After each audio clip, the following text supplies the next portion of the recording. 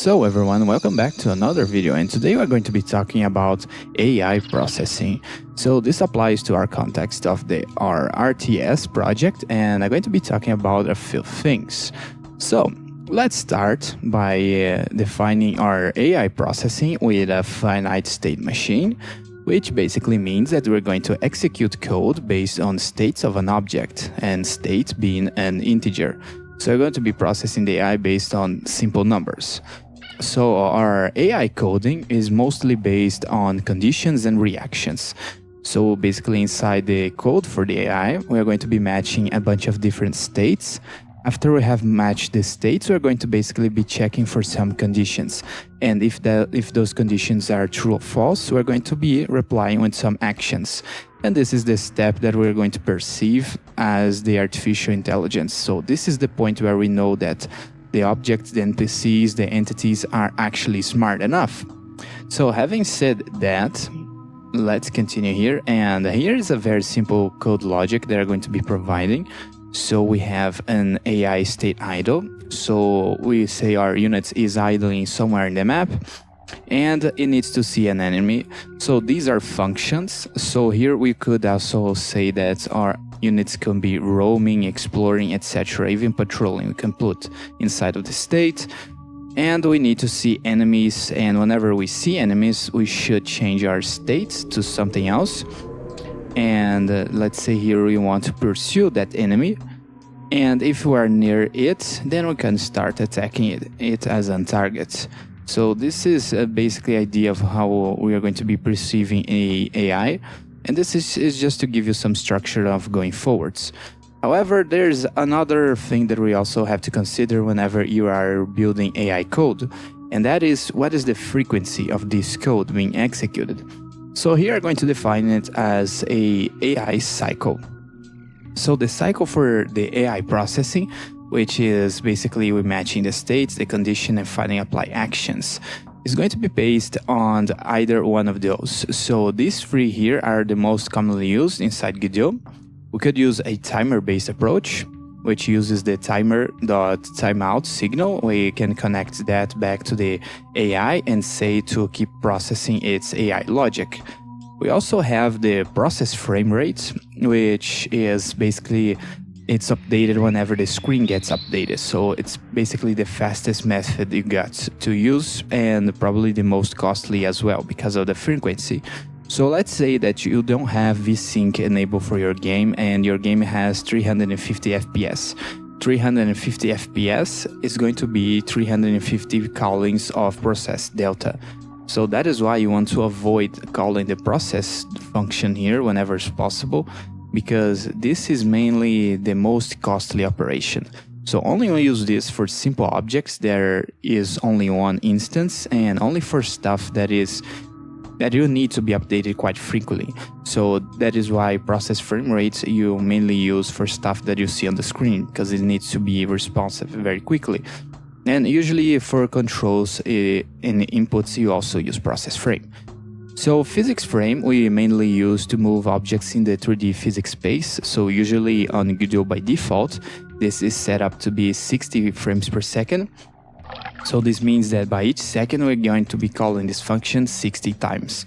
So this also is a somewhat costly operation because it's going to be called 60 times per second, but it's a much more lighter than calling from process frame. So if you want to calling a function through a steady frame rate, normally people use the physics frame because the physics frame rate tries to be constant all the time. So it wants to be 60 FPS all the time. So it can process all the physics operations inside the engine pretty much constantly. So that is why people also use the physics frame rates to process expensive code logic, which in this case we could also use to process our AI logic. So here I'm going to present to you a new method that I have come up with after I've analyzed some games and have researched some topics of how they are working behind the scenes. I've come up with a way of processing AI, which are going to be called as queue-based. So queue-based, which is going to be used as an AI cycle, is going to be based on unit count. So you're going to see why that is the case in just a second.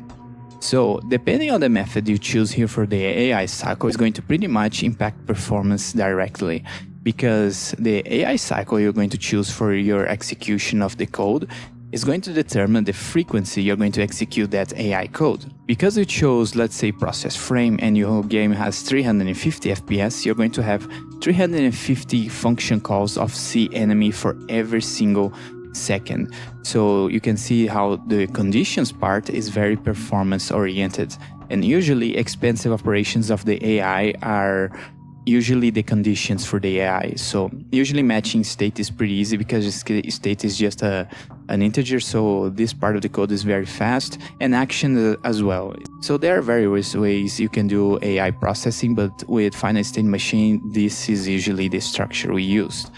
So let's talk about all of those processes here. So what is the queue-based AI cycle that I mentioned, and why it's very nice to use it with RTS project? So the idea is for us to have a game world that is going to hold, say, like some sort of global access to your game. So let's say that the access to the map, all the units in the game and other stuff is going to be handled by a single entity. So if you've been following my tutorials, I am mainly working with an object called RTS world. That's going to represent my game world. It has access to maps, it creates the region structure that I did on previous videos, and it accesses the terrain maps to change its shader. It also builds the fog of war, so everything is going to be taken care by the game world object. So the idea with a QA-based AI cycle is to get game objects and execute the AI logic as if they were in a queue, and we're basically keep looping this.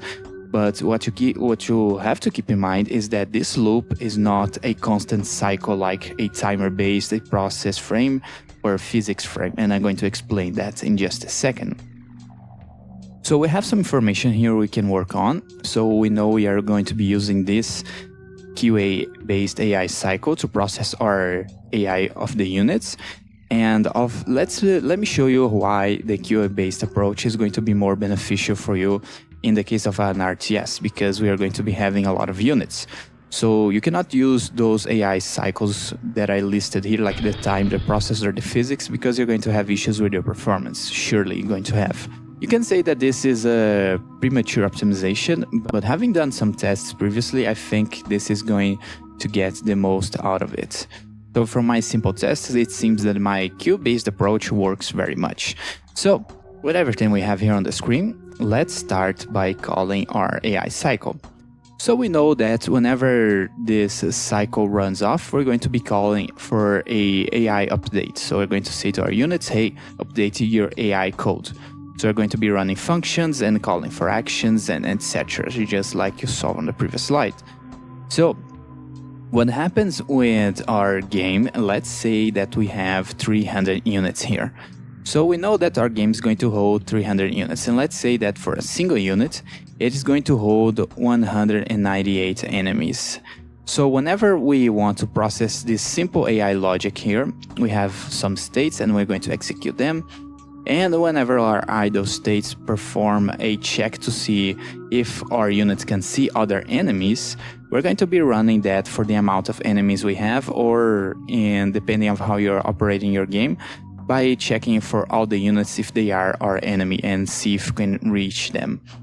So, in the case of these AI cycles here, whenever they run out and time out, all of the units are going to update at the same time, and this will become a problem.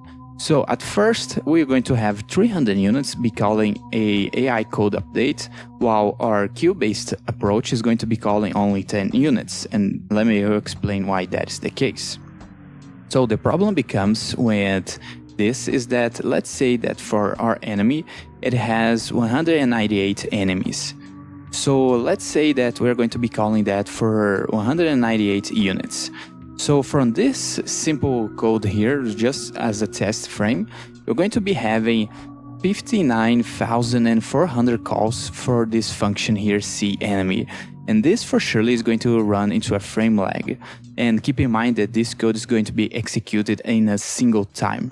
So whenever this timer here, either the timer or a process frame or a physics frame is going to run out, we're going to have this amount of calls in a single frame. While our queue-based approach, even if we have 198 units to check upon, because we are only executing on 10 units, we're going to have almost 2,000 calls. That versus 60,000 calls, it's much less. So there's a trick to make this work, but it's very simple. So you can see why this would provide a frame lag. And I'm not even talking about what see-enemy function actually is. So let's say that you're going to do a distance check. So you're going to be probably doing a vector, like a vector 3 position dot distance 2 and the enemy position.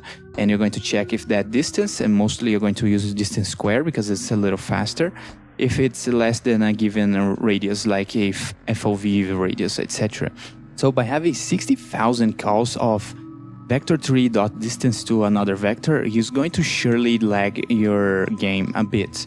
And this of course depends of the processor you want to target your game towards to. But most likely running 60,000 calls for a single frame about that type of operation for the AI code is not going to be healthy for your performance. While using my queue-based approach, you're going to have as much as 2,000 calls, which is going to be amount is nearly nothing. So for the game, it's not even going to impact frame rates, hopefully. So how we are going to do that? First, for you to do this type of AI processing, you're going to be building a QI-based approach. So first thing we want to define is how many units we want to process per cycle. This is going to be an arbitrary value, and you're going to define it as you want. So there are no rules to applying this. You can apply by the amount of units there is in your game, or by the player input, like let's just say you put in a game a global setting that says how many units to process or unit reaction speed, stuff like that. So these things are going to impact performance a lot. So if you want to make a game that is going to target low-end PCs, you can do this with fewer units. But if you want to target high-end PCs, we're going to simply do a lot of processing of the units. So the second question we want to answer is cycle duration. So the idea with this is we want to find, let's say, 10 units, but how many seconds or milliseconds is going to be our duration? So we need to define those two things to build our queue-based approach. So let's say we want to process 10 units per physics frame. And you're going to say, well, hold up, you just told us that physics frame rate is bad for us to process AI code. So why here you're using the physics frame to define the cycle duration?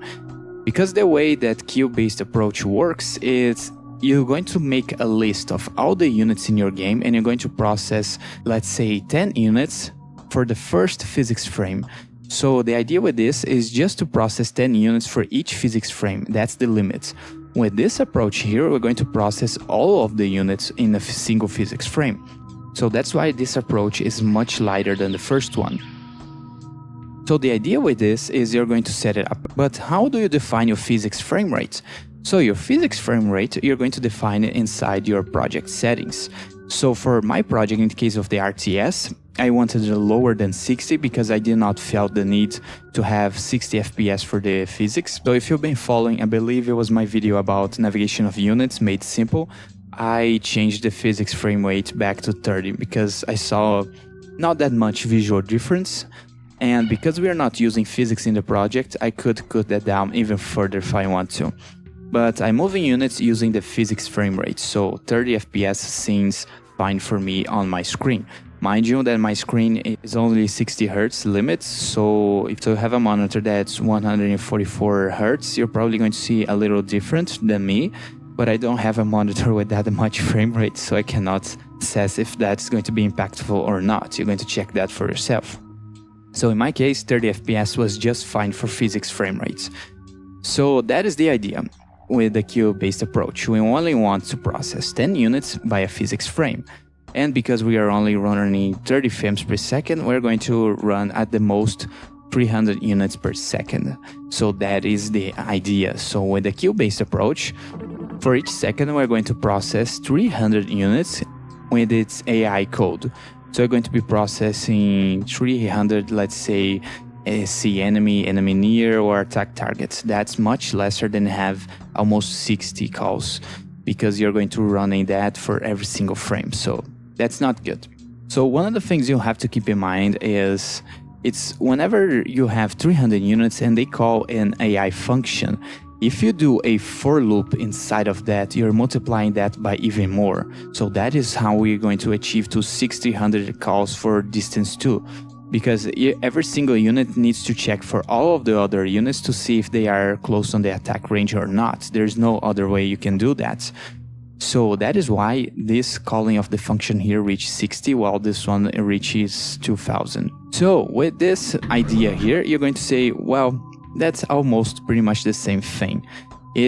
For each second, we are going to be calling 300 units AI codes that multiply by 198 calls. We're going to get the same amount per second.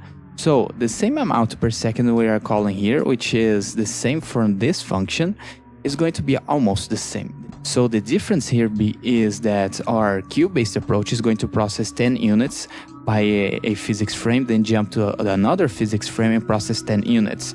So that means it's going to be keeping process at most 300 unit calls. So this amount you see here by the queue-based approach is divided in 30 frames per second. So it's much lighter than if you call it by each physics frame rate. So this is the idea that you're going to be building. And this basically is the code for the queue-based AI cycle. So it's nothing fancy, but it gets the job done and it works with the idea that I just presented. First, you want to set a constant that is going to limit by how many frames you want. So this is just an integer that you're going to define to say, hey, I want to check for this amount of units. Then later, you're going to want to save by the unit index that you're going to be storing it. So the idea with the queue-based approach is that you're going to process for every single object in your game, and you're going to keep track of which object you are checking it. So this variable here is where we're going to store it. So this is the code that we're going to be executing. So first you're going to grab all of your objects. So this can depend on the way you're processing your game. You want all your objects that's going to be interactable with the function you want to be grabbed from an array. So here in this case, by each physics frame, I'm grabbing for the dynamic object list all the keys in it. So this is basically grabbing all dynamic objects that I have in my game.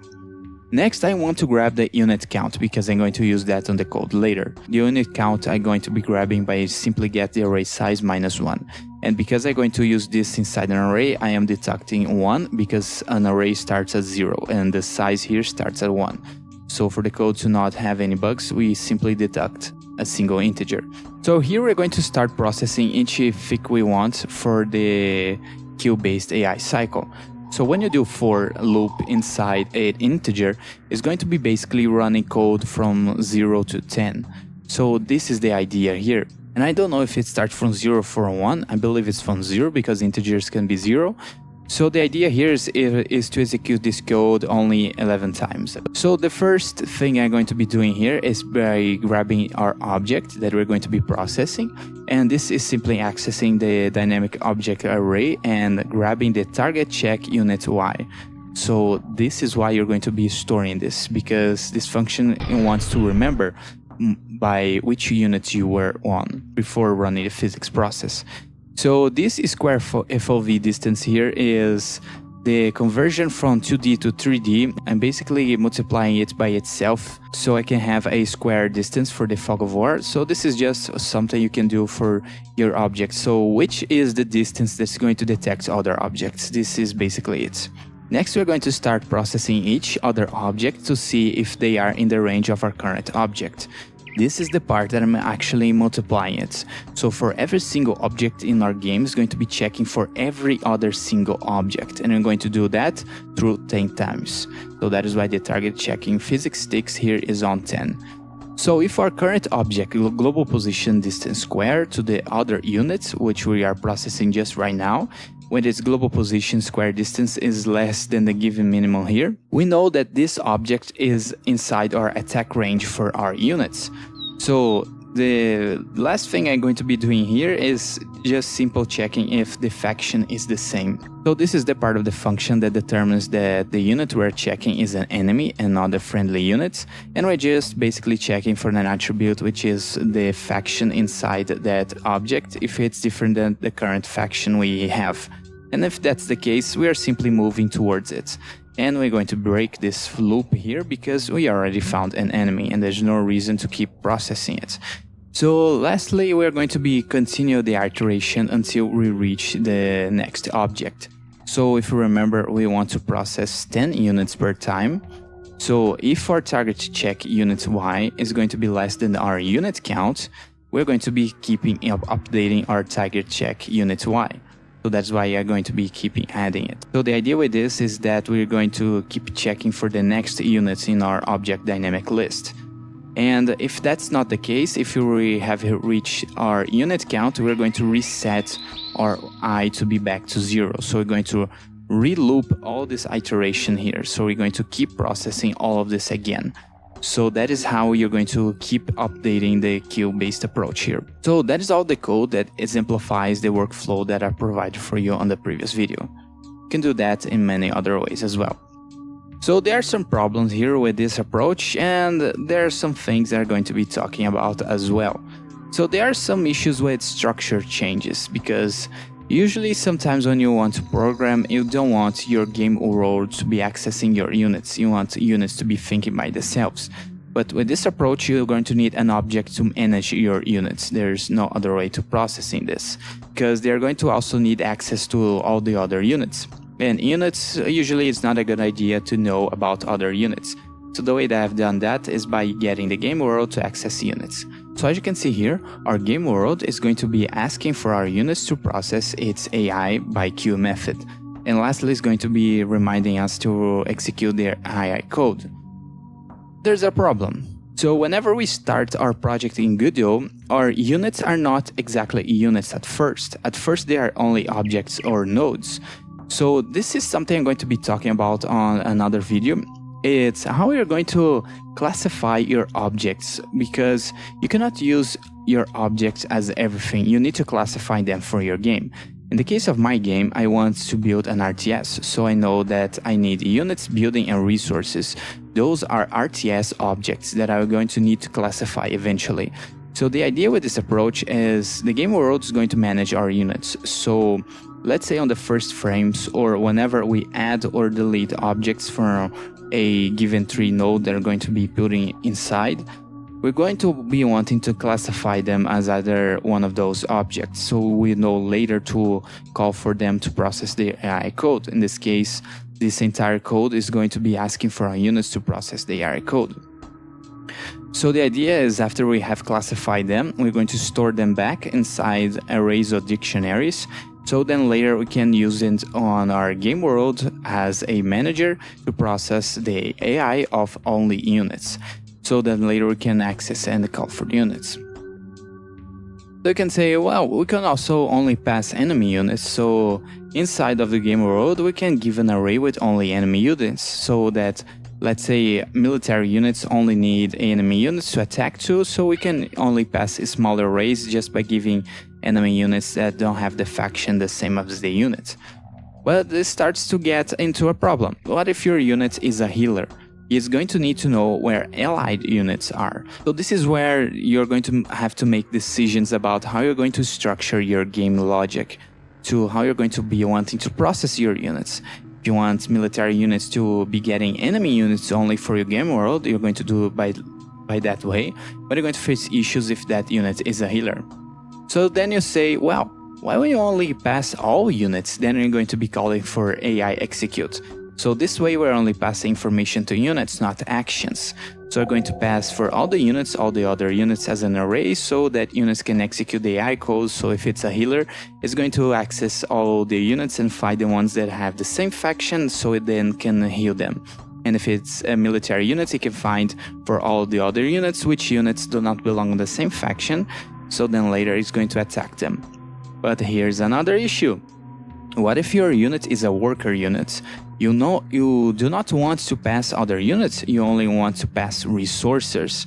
So this way of only passing units for the AI execute of other units is not going to work, because you want to pass resources if your unit type is of a working type.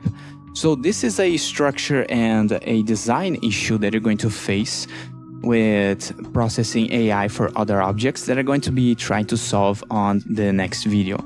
So this is something that I have to study a little more and see which approach is going to be as suited for our RTS project. So it's not as simple as just making the AI processing all the other units, because our games is going to have resources, so you want worker units to be searching for other resources to start working on them. And let's say if you make an engineer that wants to repair other buildings, so they don't care about resources nor units, they only care about buildings. So I'm going to be seeing how I'm going to approach this issue and provide you with a solution later. So this is stuff that we're going to be discussing in further detail for another video. So some people have been wanting me to do combat with units and AI processing with units. And just by this simple problem here, I'm going to show you that it's not that easy to do it. So AI processing is not something easy. Depending on the project you are doing, in the case of RTS, it's even more complicated because we have categories for objects and stuff we want to make. So hopefully on the next video I'll provide with a better solution and system of how we're going to be able to deal with this. And I think the secret for my solution is all based on the classification of objects. I think this is going to be very important for us to turn our objects or nodes that are simple things inside the engine into RTS objects. So it is something abstract that we're going to define through classification of our game world. So then later we can access each one of those groups and create relations and logic between them.